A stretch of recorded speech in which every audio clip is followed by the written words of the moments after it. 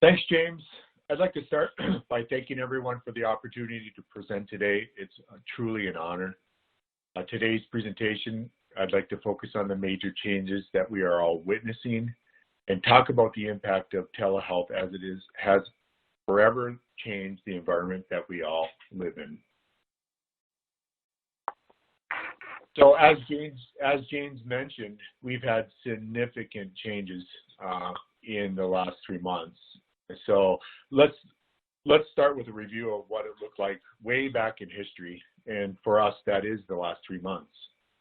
Prior to 3 months ago, only a small minority of systems utilized beyond 3 to 5% of the solution being telehealth. And essentially, telehealth grew to millions of claims in less than a few months. And so it's been truly transformational throughout healthcare. According to a published stat, the number of Medicare beneficiaries using telehealth services during the pandemic increased 11,700%. So you see that hockey stick growth, and where it was flatlined and then growing to millions of claims, then that timeline is 3 months. And that's just remarkable and transformational. So from a historical look back, why didn't it expand previously? And the answer is simply that policy barriers made the expansion of telehealth nearly impossible for the last 10 years.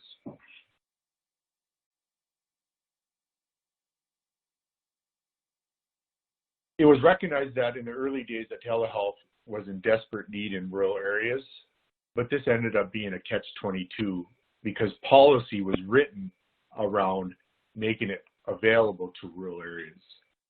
So Medicare telehealth coverage prior to COVID-19, services were normally provided in person and conducted via interactive audio video. And you can all visualize this as you had an individual with the patient and you had an individual sitting at a monitor that could see the interaction that was taking place. Typically only available for beneficiaries in rural areas. In most cases, beneficiaries could not be at home. Phones were not able to be utilized, and caregivers could only provide evaluation and management or mental health services.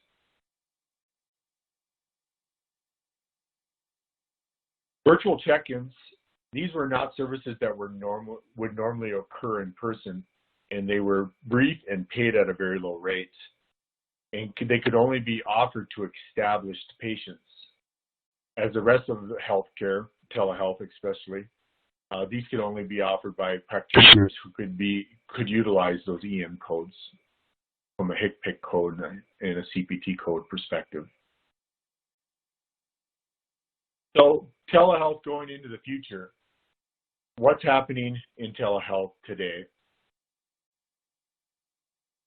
So CMS provided this great roadmap for people to follow. So hopefully everyone can take a look at this and really use this as a roadmap to covering all of the services that we're going to be referencing. And I'm not going to break down all of the different details in this slide because there's a lot of detail in here. And this will be passed along to the members post-event. But at a real high level, you can see that the Medicare telehealth visits component and the related CPT and HIPAA codes that were affected, and then what interaction that you needed to have with the patient relationship or not in a previous state.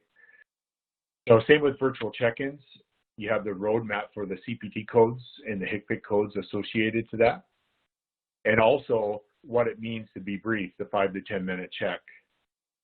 So when you look at this and you break this down, this is definitely a very powerful roadmap that kind of decides how we have to do a lot of our integration around that solution. CMS rapidly expanded. So if we look at what's going on in the current view, CMS rapidly extended the coverage of telehealth and virtual check-ins with the Medicare program. States and third-party payers quickly followed.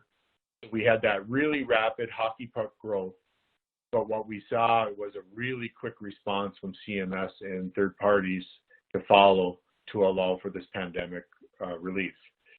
And no longer are we limited to rural areas. So the place of service code on the claim is no longer required to be just rural areas. And this independently has been the single largest improvement for the telehealth, but also has the largest global impact to other healthcare services, like home care, mobile integrated health, as well as the other hospital services. So at a global effect, there's all kinds of things to consider along that, all different forms of healthcare. Beneficiaries can now receive services from their home, which is a phenomenal service, one of the major barriers to not expanding before. Mobile devices and phones can be utilized to provide these services, and audio-only calls are covered.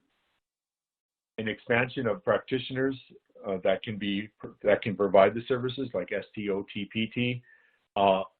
There's an expansion of all of those services, which include HIPAA codes and CPT codes associated to that.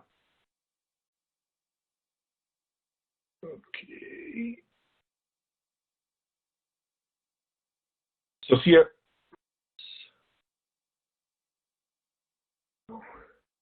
virtual check-ins may now be offered to new patients, and there's an expanded list of practitioners that can bill for these services, like I mentioned, for CPT codes and HIPAA codes.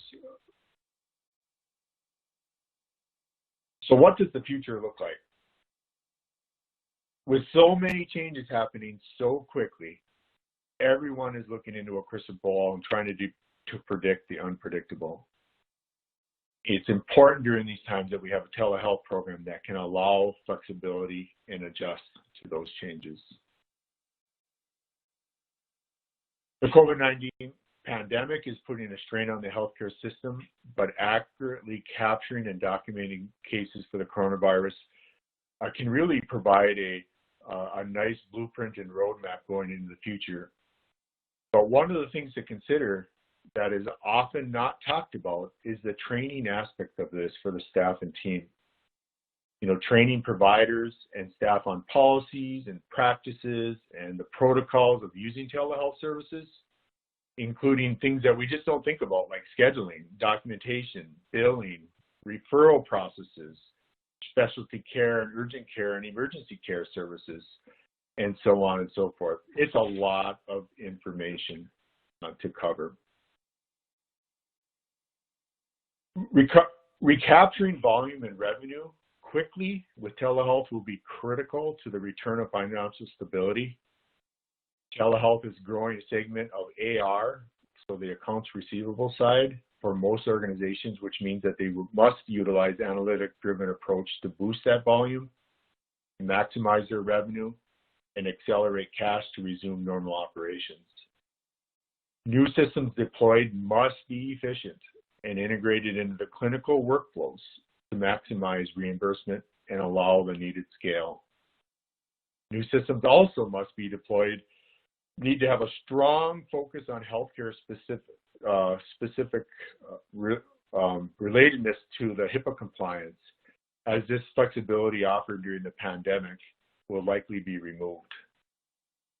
It's also important to note that Congress and other policymakers are holding sessions and feedback sessions from industry leaders on what should remain post-pandemic.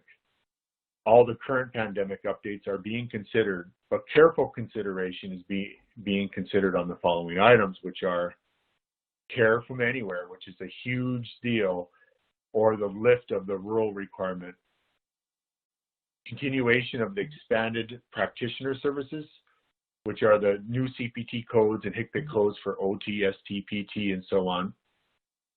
Also, careful thought is being placed around how to achieve payer parity, as this really adds a level of complexity to the mix if all payers have a different requirement.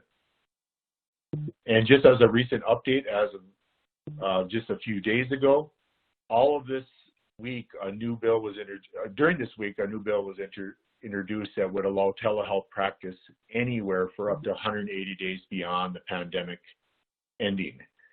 So there's a lot more to come on that, and we'll have to be following that from a